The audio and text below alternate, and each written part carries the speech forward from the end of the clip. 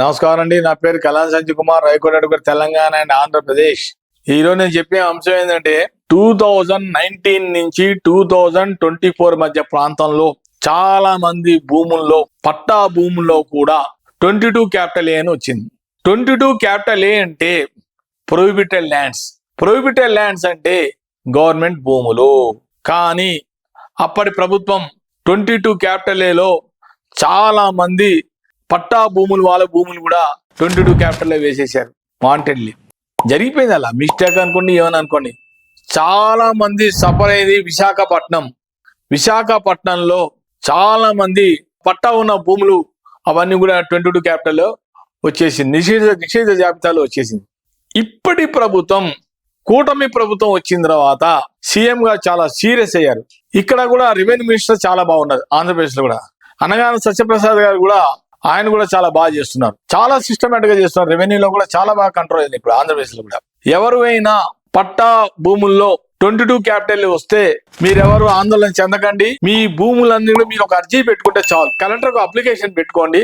Sir నాది పట్టా భూమి sir, దాని కాకపోతే నాది 22 క్యాపిటల్ ఏలో వచ్చింది సార్, ఇది వెంటనే మీరు తొలగించండి సార్ అని మీరు అప్లికేషన్ పెట్టుకుంటే కలెక్టర్ గారు పరిశీలించిన తర్వాత, వాళ్ళ సమీప అధికారిని పంపించిన తర్వాత, ఇది కరెక్టే సార్, ఈయన పట్టా భూమి అనేది ఆయనకు రిపోర్ట్ వచ్చిన తర్వాత వెంటనే ఆయన ఎంఆర్ఓ గారికి లెటర్ పెట్టి ఎంఆర్ఓ నుంచి డైరెక్షన్ ఇచ్చి మళ్ళీ సబ్ రిజిస్టర్ నుంచి అది 22A తీయడం జరుగుతుంది. ఇలా చాలా మటుకు జరిగినాయి.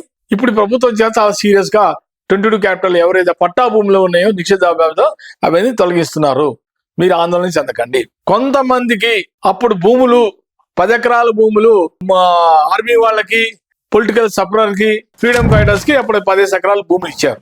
కండిషన్ అయితే ఉంది దాంట్లో. అసైన్ ల్యాండ్స్ లో వీళ్ళకి 10 సంవత్సరాలు కనుక భూమిని మెయింటైన్ చేసుకుంటే ఆ తర్వాత మీరు అమ్ముకోవచ్చు అని చెప్పి వెనకాల డాక్యుమెంట్లను ఉంది. కాకపోతే కిందటి ప్రభుత్వంలో వాటిని కూడా 22 క్యాపిటల్ ఏలో వేయడం జరిగింది. వాళ్ళు దేశానికి సేవ చేశారు. సేవ చేసినందుకే వాళ్ళకి గుర్తింపుగా అసైన్ ల్యాండ్స్ ఇవ్వడం జరిగింది. మరి అలాంటప్పుడు 22 క్యాపిటల్ వేస్తే మళ్ళీ ఇంకా గవర్నమెంట్ ల్యాండ్ లో కింద వస్తుంది కదా.